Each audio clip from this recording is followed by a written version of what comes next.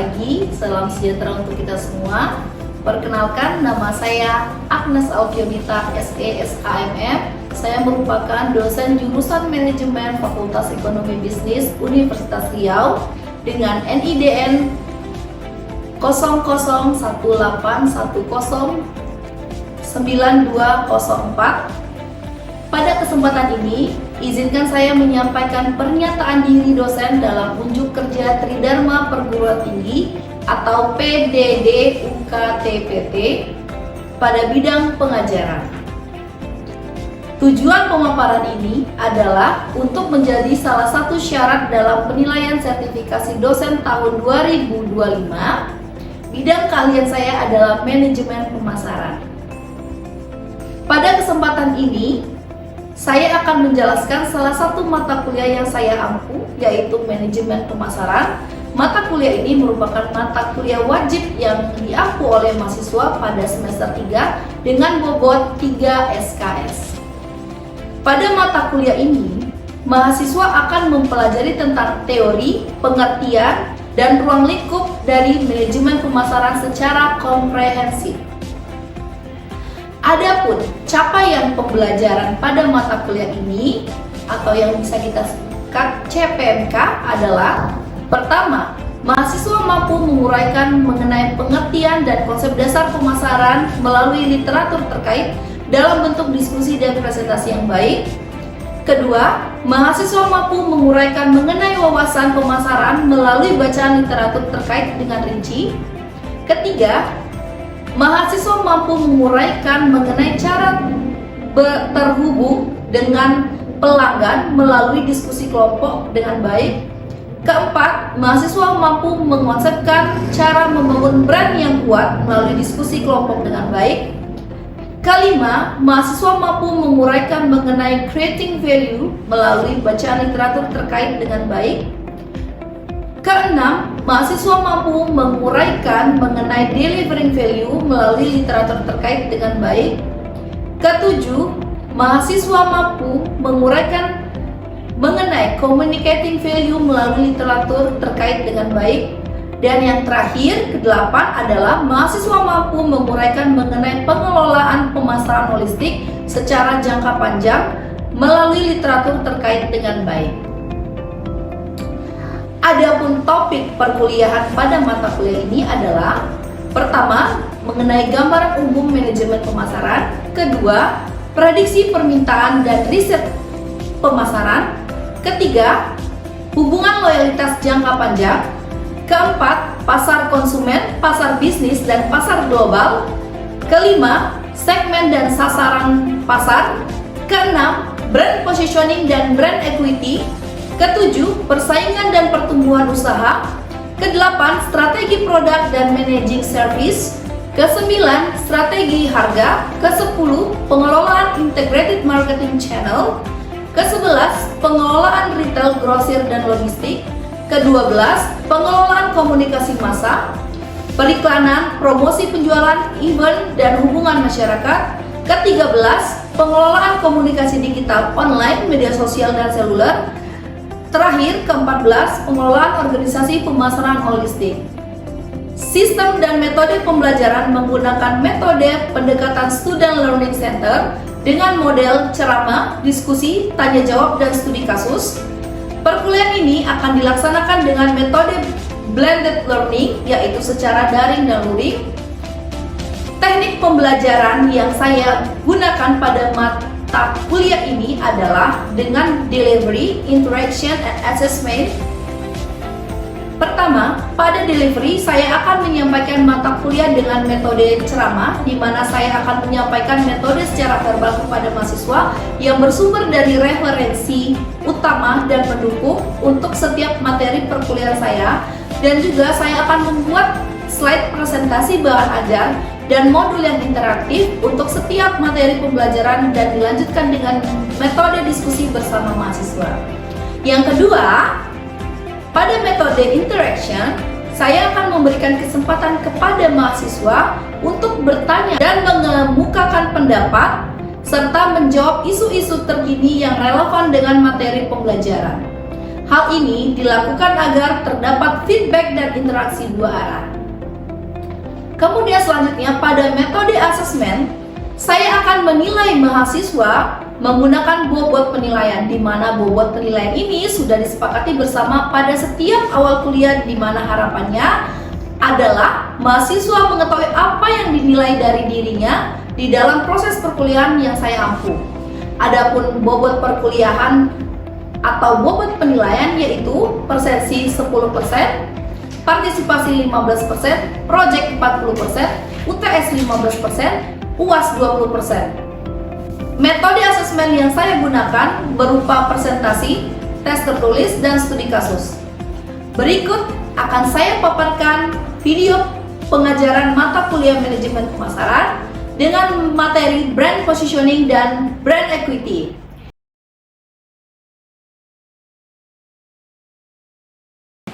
Assalamualaikum warahmatullahi wabarakatuh. Waalaikumsalam warahmatullahi wabarakatuh. Selamat siang semuanya. Siang. Dan selamat sejahtera untuk kita semua. Oke, sebelum kita memulai kuliah pada siang hari ini, marilah kita berdoa menurut agama dan kepercayaan kita masing-masing. Berdoa menurut.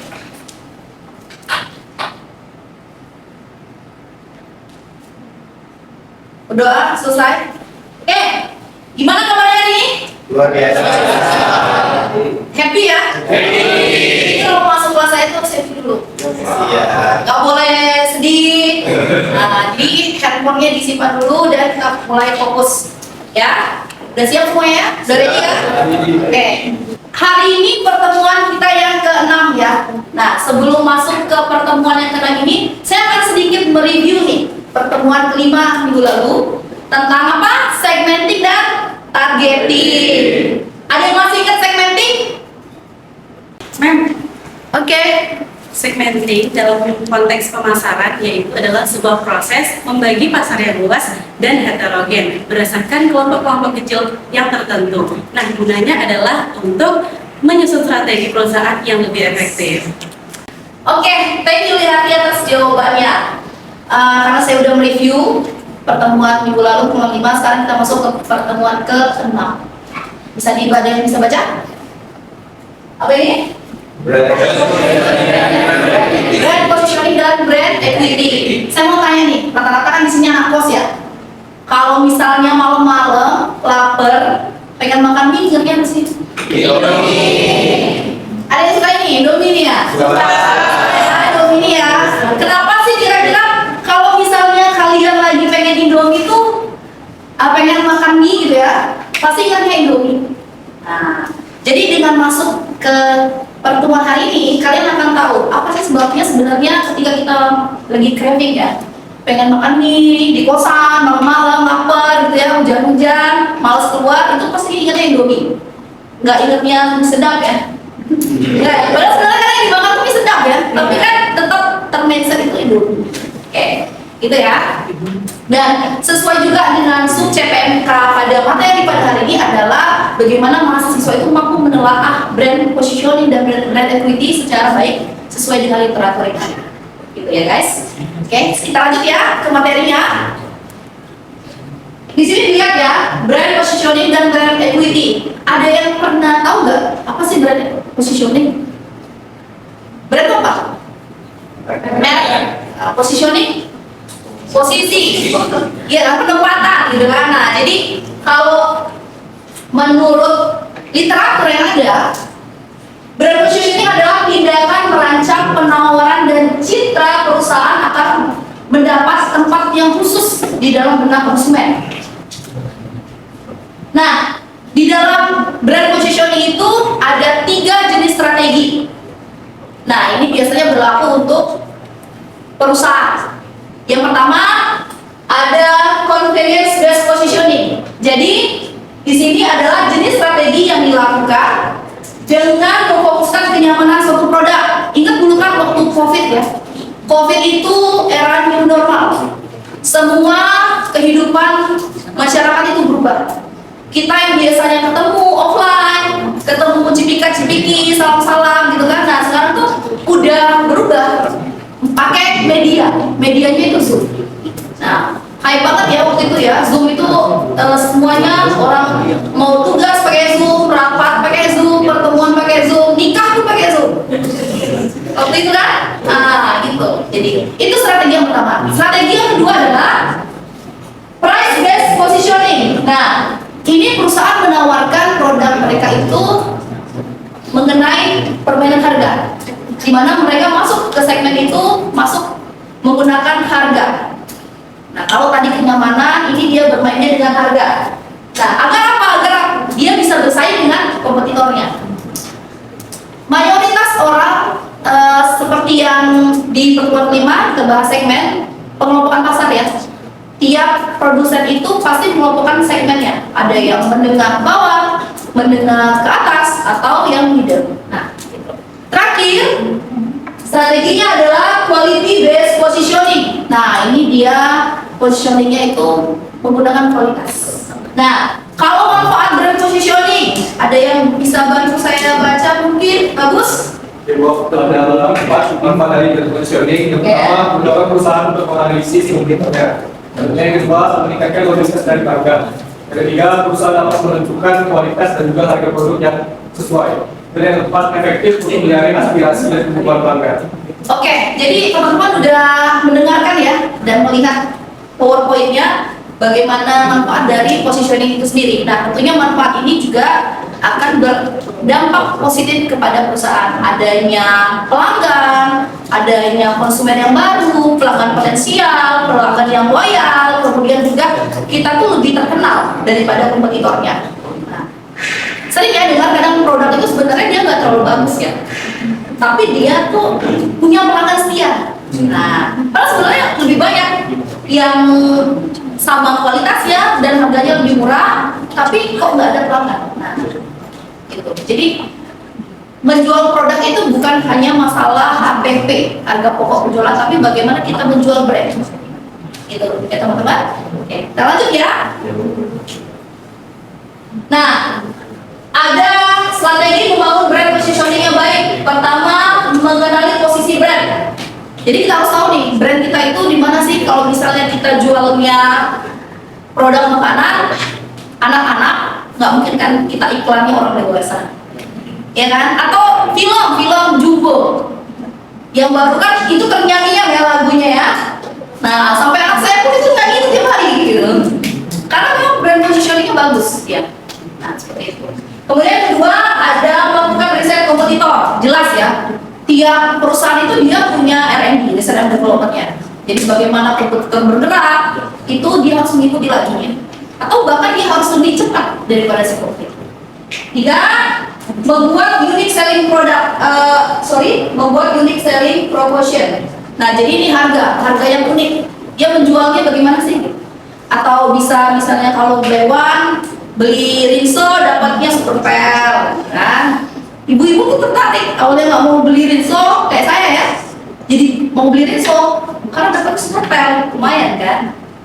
Terus mahasiswa awalnya mau beli mie gacoan, nah mau belinya mie aja, tapi karena dia bundling sama rambutannya gitu kan, jadi beli juga, ada paket. Keempat, membangun kerangka positioning dengan memperlihatkan berbagai aspek. Kelima, membangun kedekatan dengan calon konsumen. Nah, ini PDKT istilahnya nih. Kalau dalam anak-anak milenial nih PDKT, masa PDKT. Jadi, oke, selanjutnya kita akan bahas mengenai brand equity ya teman-teman. Kalau tadi kita brand positioning, bagaimana perusahaan mendapatkan mereknya itu di dalam konsumen. Sekarang ada brand equity. Apalagi tuh Bu, brand equity ya, atau kalau bahasa Indonesia biasanya ekuitas brand. Nah, brand equity adalah nilai tambah yang diberikan produk atau jasa.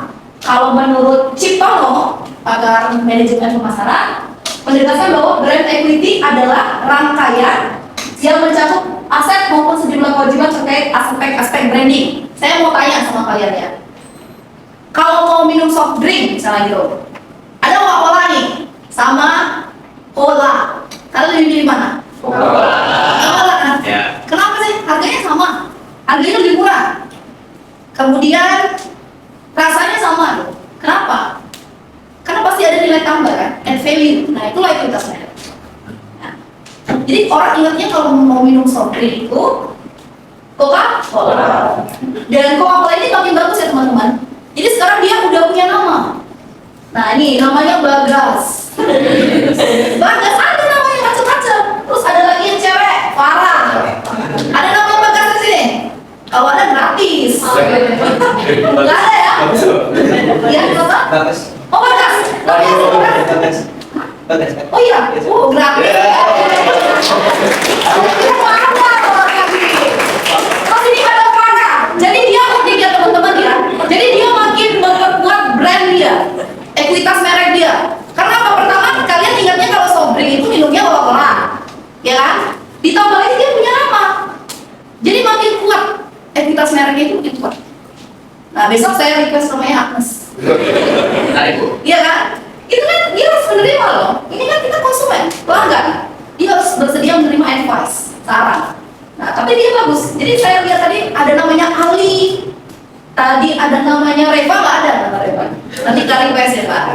Bagus ya. Jadi gitu. Nah, Farah nggak ada. Nggak ada Farah. Saran? Oh ada. Berarti gratis lagi buat saya. Tadi kita coba ya. Sekarang cewek kan. Ini Mbak, buat kamu Mbak. Gitu.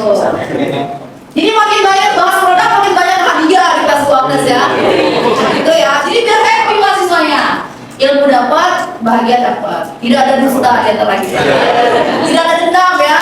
Nah, yang ada ilmu yang bermanfaat. Oke, bisa kita lanjutin? Bisa. Ya. Oke, next. Nih, ada 5 elemen dasar brand equity. Ya, ini terlalu kecil ya. Ini ada brand awareness, yaitu kesadaran merek. Jadi kita itu sadar bahwa ada merek Coca-Cola, yang terkenal apa? Fanta, Sprite, apa lagi? Sprite atau Sprite? Oh Pepsi, tapi di Indo udah nggak ada Pepsi ya? Karena lisensinya udah nggak ada. Sebenarnya yang bisa bedain ya, sama-sama mirip ya, mirip, sebenarnya mirip. Oke, kemudian kedua ada brand association. Ketiga ada perceptibility. Jadi bagaimana kualitas nilai dari produk tersebut.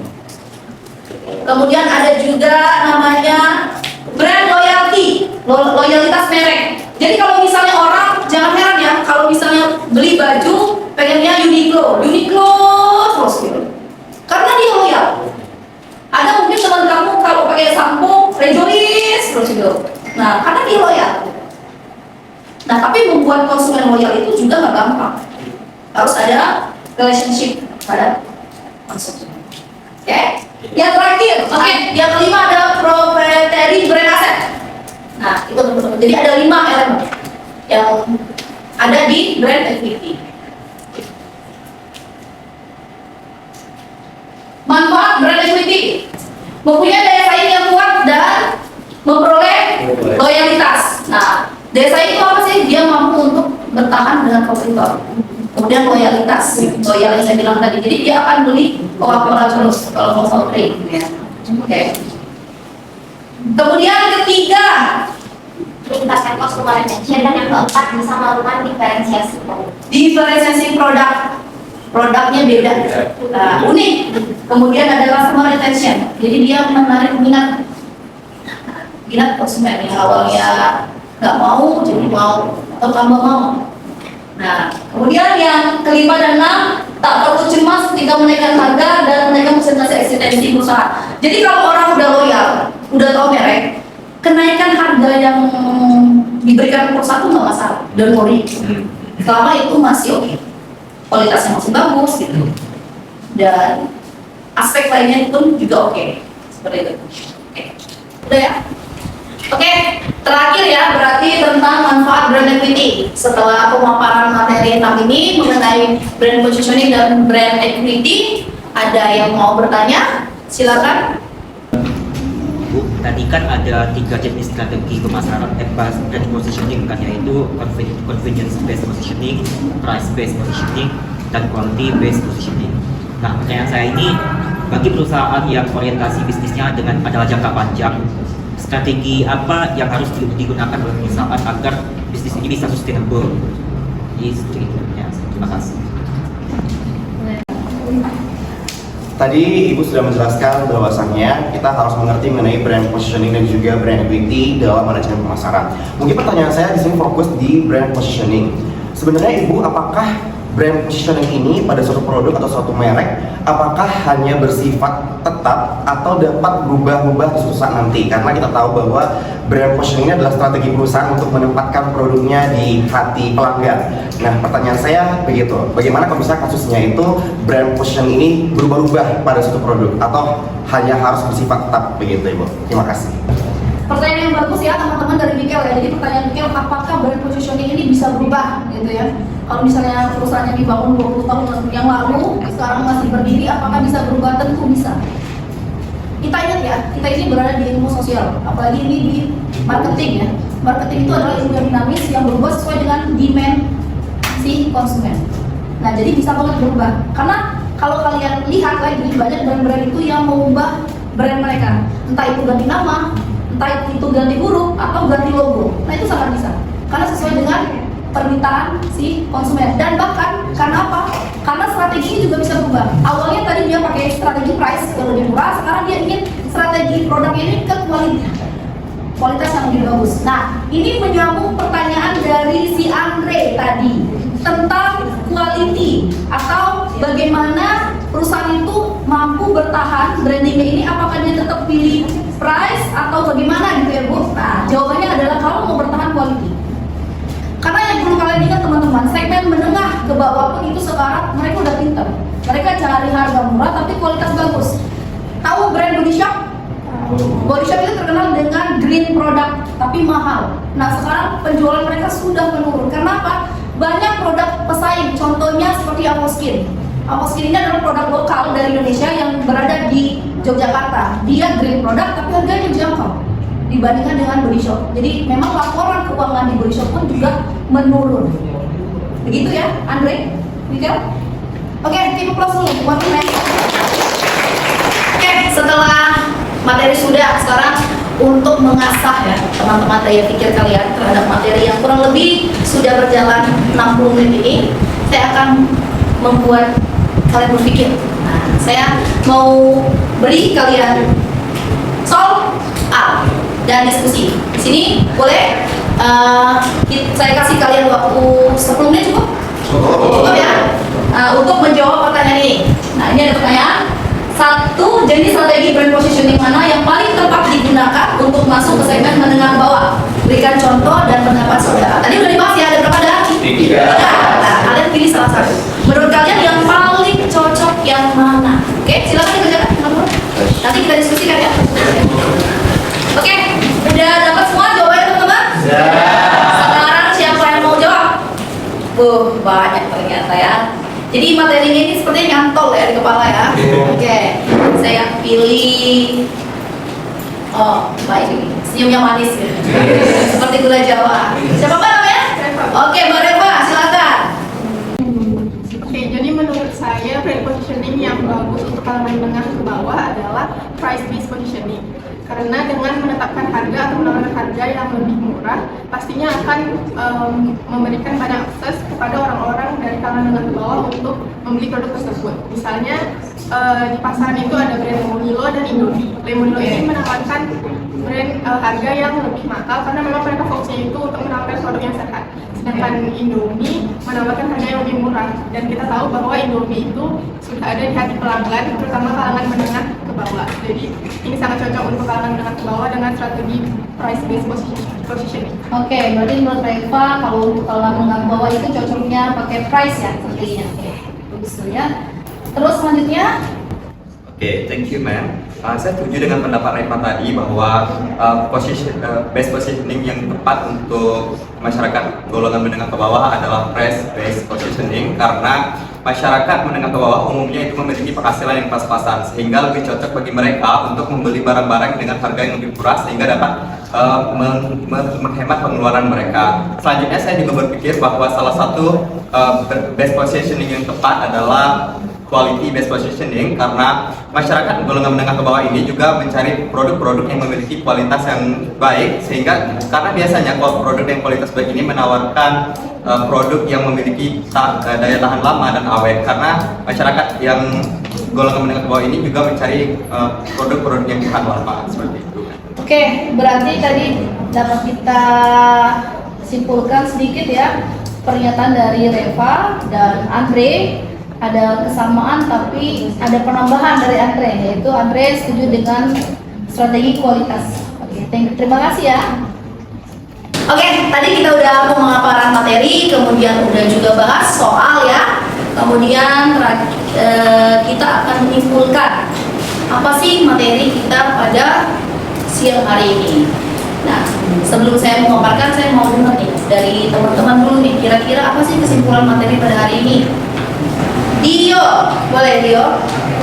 Saya brand positioning dan brand equity ini adalah dua elemen penting untuk membangun merek yang kuat dan sukses. Brand positioning lebih terfokus kepada bagaimana sebuah merek itu dipersepsikan ke dalam benaknya konsumen. Sementara itu brand equity mencerminkan kekuatan merek itu secara keseluruhan, kayak tingkat pengenalan dan hubungan emosional yang dimiliki konsumen dengan si merek tadi itu. Keduanya dapat membuat brand equity yang sangat baik apabila brand positioningnya juga baik. Menurut saya seperti itu, Ma'am. Oke, thank you, Dio. Masih ingat pertanyaan saya jawab tadi nggak? Kenapa kalau craving pengen makan mie, pilihnya Indomie? Nah, dengan materi ini kan sudah terjawab ya teman-teman. Karena begitu kuatnya brand positioning dan brand equity yang ada di Indomie tadi. Nah, begitu. Oke, agar kalian tidak lupa terhadap materi ini, saya akan memberikan tugas sedikit kok, nggak banyak ya. Nanti saya dikomplain kalau banyak. Udah masang duluan gitu mukanya kan. Nah, ini tugas ya. Tugas ini, nih. Ini silakan dikumpulkan di GCL, di Google Classroom yang sudah ada di kelas kita ya teman-teman ya. Oke, kemudian saya juga mengingatkan ke kalian jangan lupa untuk membaca materi selanjutnya ya di pertemuan kita yang akan datang. Di pertemuan ke-7 sebelum ujian tengah semester ya teman-teman ya. Jadi hari ini dipelajari lagi di rumah, tugasnya dibuat, kemudian dipersiapkan materi perkuliahan untuk minggu depan. Insya Allah kita akan berjumpa lagi ya dalam keadaan sehat semuanya. Oke, tugas sudah ya teman-teman ya. Materi selanjutnya juga sudah dibahas. Nah, kalau begitu perkuliahannya kita akhiri dulu dengan mengucapkan Alhamdulillahirrahmanirrahim. Sebelum perkuliahan kita selesaikan, kita berdoa lagi. Kita baca masing-masing. Berdoa dimulai.